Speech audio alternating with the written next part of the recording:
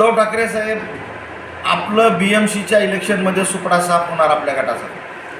आपला गट राहणार नाही. आता तुम्ही चौघं जणच आहेत. वाघ्या मुरळीचा तुमचा कारभार, सकाळी सकाळी उठायचं, संजय राऊतनं बोलायचं, कुणीतरी काहीतरी बोलायचं, कुमराला कामराला बोलून घ्यायचं, त्या फडतूस माणसाला शिंदे साहेबावरती टीका करायच्या. हे तुमच्याकडे आता राष्ट्रीय कार्यक्रम राहणार. आता तुमचा BMCच्या इलेक्शनमध्ये शिवसैनिक सुपडा साफ करणार. आदित्य ठाकरे, उद्धव ठाकरे आणि संजय राऊत हे तुम्ही मिळून तुमचा संसार आणि प्रपंच करा. सातत्यानं जर तुम्ही शिंदे साहेबाबद्दल असं जर बोलत असाल, गद्दार काय गद्दारी केली हे तर सांगा. अहो, 50 वर्ष ज्या माणसानं तुमच्यासोबत घालवली, तुमचं आज्ञाचं पालन केलं, तुमच्या शब्दाच्या विरोधात गेले नाहीत, अशा माणसाला तुम्ही एक आमदार नाही निवडून आल्यामुळं तुम्ही त्या माणसाला त्रास दिला.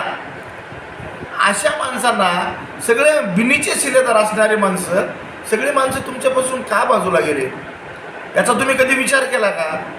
तर तुम्ही सातत्यानं अशा काहीतरी कुरापती करताय.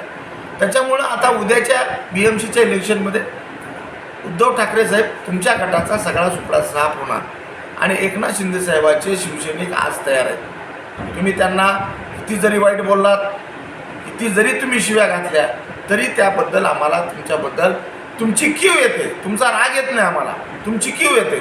तुमच्याकडे कुठलं संघटन राहिलं नाही, कुठल्या जाती धर्माचे लोक राहिले नाहीत, तुमच्याकडे कुठला कार्यकर्ता राहिला नाही, कुठलं महिला मंडळ राहिलं नाही. तुमच्याकडे राहिले काय? तुमच्याकडे फर्स्ट 1 आणि 2 मातोश्री, संजय राऊत आणि मुरळी, ह्याच्याशिवाय राहिले काय तुमच्याकडे? अहो, ज्या तुम्ही लोकांवर विश्वास ठेवताय तुम्ही लोक आमच्या संपर्कात आहेत. मग अशा अवस्थेमध्ये तुम्ही करणार काय? म्हणून साहेब, माझा नेता मराठवाडा असेल, विदर्भ असेल, या सगळ्या भागातल्या शेतकऱ्यांच्या संबंधाने विचार करणारा नेता आहे. पाण्याच्या सिंचनाबाबतीत विचार करणारा नेता आहे. इथल्या प्रत्येक जिल्ह्याच्या बाबतीत असणाऱ्या सर्व संभाव्य गोष्टीचा विचार करणारा नेता आहे. इथं विकास झाला पाहिजे याच्यासाठी झटणारा माझा नेता आहे. आणि त्याच्यासाठी शिवसैनिकांना ताकद देणारा, शिवसैनिकांना आपलं जवळ करणारा, शिवसैनिकाला आपलं म्हणून पाठीवर हात ठेवणारा